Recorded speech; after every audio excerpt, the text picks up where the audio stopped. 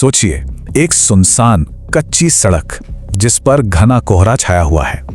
दूर दूर तक बस अंधेरा ही अंधेरा, और इस अंधेरे में रोशनी है तो बस एक छोटे से पुराने ढाबे से, जहां एक लालटेन हौले हौले टिमटिमा रही है। वहीं एक चारपाई पर बैठा है रमेश, शहर की भागदौड़ से थका हारा एक प्रोफेशनल जो देर रात अपनी चाय की चुस्कियां ले रहा है। रमेश को सुबह एक बहुत जरूरी मीटिंग के लिए पहुंचना है, जल्दी में है। उसका जीपीएस एक शॉर्टकट दिखा रहा है जिससे घंटों का सफर बच सकता है। एक ऐसा रास्ता जो उसे मंजिल तक जल्दी तो पहुंचा सकता था, पर सवाल यह था कि उसकी कीमत क्या होती। ढाबे का मालिक रामू काका काउंटर साफ करते करते रमेश को एक बड़ी अजीब सी चेतावनी देता है। वो दो बच्चों के बारे में बताता है, चटिया और मटिया, जो उस रास्ते पर खेलते हैं। पर सबसे अजीब बात जानते हैं क्या थी? रामू काका के हिसाब से वो दोनों 50 सालों से बच्चे ही हैं। अब जाहिर है रमेश ने इन बातों को बस एक पुरानी सुनी सुनाई कहानी समझकर टाल दिया। उसने टेबल पर पैसे रखे, अपना बैग उठाया और उस घने कोहरे में उस पतली सी सड़क पर अपनी कार आगे बढ़ा दी। सड़क के दोनों तरफ गन्ने के ऊंचे ऊंचे खेत थे और ठंडी हवा से पत्तों की सरसराहट एक अजीब सा डरावना माहौल बना रही थी। तो चलिए, अब कहानी में असली रहस्य और डर का माहौल बनने वाला है। उस सुनसान रास्ते पर चलते चलते अचानक रमेश की कार खराब हो जाती है और बीच रास्ते में बंद पड़ जाती है। अब सोचिए, घना कोहरा, गहरा सन्नाटा, और वो अकेला फंस गया है। पहले तो कार का इंजन यूं ही बंद हो जाता है।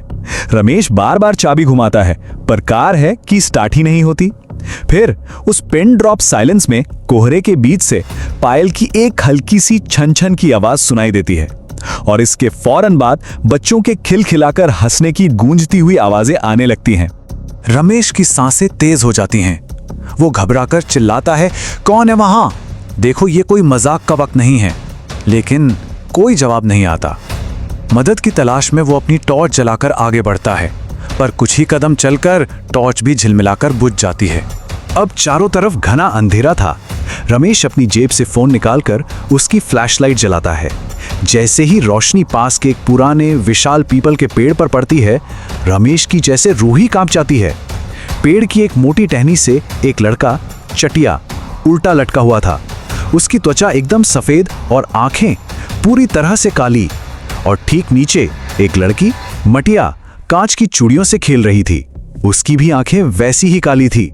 इससे पहले कि रमेश कुछ समझ पाता या हिल भी पाता, चिटिया पेड़ से नीचे कूदता है और पलक झपकते ही उसका लैपटॉप बैग छीन लेता है। दोनों बच्चे उस बैग को लेकर पास के गन्ने के खेतों में भाग जाते हैं और उनकी हंसी की आवाजें कोहरे में गूंजती रह जाती हैं। और रमेश का सबसे जरूरी करियर बचाने वाला प्रोजेक्ट उसी बैग में था। तो अब इस कहानी का वो हिस्सा सामने आता है जो इस डर को एक बहुत गहरे दुख में बदल देगा। इन बच्चों की हकीकत जानने के लिए हमें 50 साल पीछे जाना होगा। साल था 1970। गांव में एक भयानक बाढ़ आई थी जिसने सब कुछ तबाह कर दिया था। और आज 50 साल बाद भी दो आत्माएं उसी अतीत में फंसी हुई हैं, उसी पीपल के पेड़ के पास, किसी का इंतजार कर रही हैं। उस तूफानी रात का मंजर कुछ ऐसा था। एक गांव वाला घबराकर भागते हुए आता है और चिल्लाता है, बाढ़ आ गई है, रामू भागो, जल्दी करो। वो हांफते हुए बताता है कि दो बच्चे, चटिया और मटिया, पीपल के पेड़ के पास खेल रहे थे और पानी का बहाव उसी तरफ है। बाढ़ के इस काले और उफनते पानी ने उन दोनों बच्चों को अपनी चपेट में ले लिया। वो अपनी मां को पुकारते रहे, पर तेज बहाव में उनकी आवाजें कहीं खो गईं। और उस दिन के बाद से वो दोनों बस इंतजार कर रहे हैं। चलिए वापस आज की रात में आते हैं। अपने करियर को बचाने की धुन में रमेश डर के बावजूद उन आत्माओं का पीछा करते हुए गन्ने के खेतों में घुस जाता है और एक पुराने टूटे फूटे मंदिर के खंडर तक पहुंच जाता है। खंडहर के अंदर रमेश जो देखता है वो हैरान करने वाला था। चिटिया और मटिया ने उसका लैपटॉप खोल लिया था, पर वो उसे नुकसान नहीं पहुंचा रहे थे, बल्कि उसकी चमकती हुई स्क्रीन को देखकर हैरान थे। मटिया बड़ी मासूमियत से पूछती है, भैया देखो तो इसमें रोशनी है, क्या ये सूरज को डब्बे में बंद कर लाया है? और उसी पल रमेश को एहसास होता है कि वो किसी शैतानी ताकत का सामना नहीं कर रहा।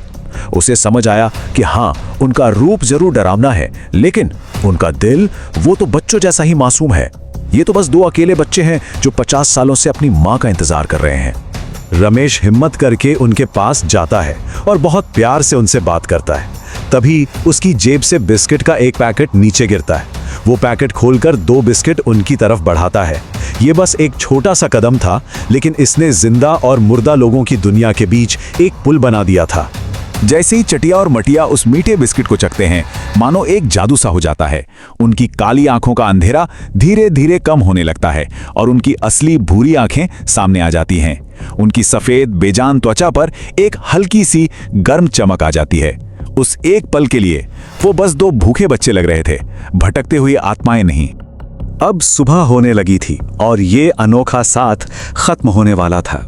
लेकिन जाने से पहले वो बच्चे रमेश को कुछ ऐसा बताते हैं जो उसकी पूरी दुनिया ही बदल देता है। चटिया और मटिया बड़े सलीके से रमेश का सारा सामान उसके बैग में वापस रखते हैं और उसे थमा देते हैं।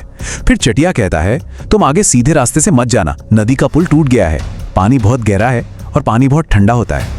और बस ये कहकर सूरज की पहली किरण के साथ वो दोनों हवा में ओझल हो जाते हैं। कुछ देर बाद जब रमेश उस शॉर्टकट पर आगे बढ़ता है तो उसके कदम जहां के तहां जम जाते हैं। कुछ ही फीट आगे वो कच्ची सड़क अचानक खत्म हो जाती है। नदी के ऊपर बना पुराना पुल पूरी तरह से ढह चुका था। तब उसे एहसास होता है उन बच्चों ने उसका बैग उसे डराने के लिए नहीं, बल्कि उसे मौत के मुंह में जाने से रोकने के लिए चुराया था। इस एक रात ने रमेश को पूरी तरह बदल दिया था और उसकी जरा सी समझदारी और दया ने उन भटकती आत्माओं को आखिरकार वो शांति दी जिसका वो 50 सालों से इंतजार कर रही थी। कुछ दिनों बाद रमेश उस पीपल के पेड़ के पास वापस आता है। इस बार वो वहां भूतों के लिए नहीं, बल्कि उन 2 छोटे भाई बहनों के लिए तोहफे छोड़ता है जिन्होंने उसकी जान बचाई थी। वो वहां बिस्किट के 2 पैकेट, एक छोटी सी खिलौने वाली कार और कुछ लाल कांच की चूड़ियां लगता है। और यहीं कहानी का आखिरी रहस्य खुलता है। दूर अपने ढाबे पर रामू काका ये सब देखकर चुपचाप मुस्कुराते हैं और उसी मुस्कुराहट के साथ वो धीरे धीरे हवा में गायब हो जाते हैं। वो भी एक आत्मा थे जो शायद इतने सालों से उन बच्चों की देखभाल के लिए ही रुके हुए थे।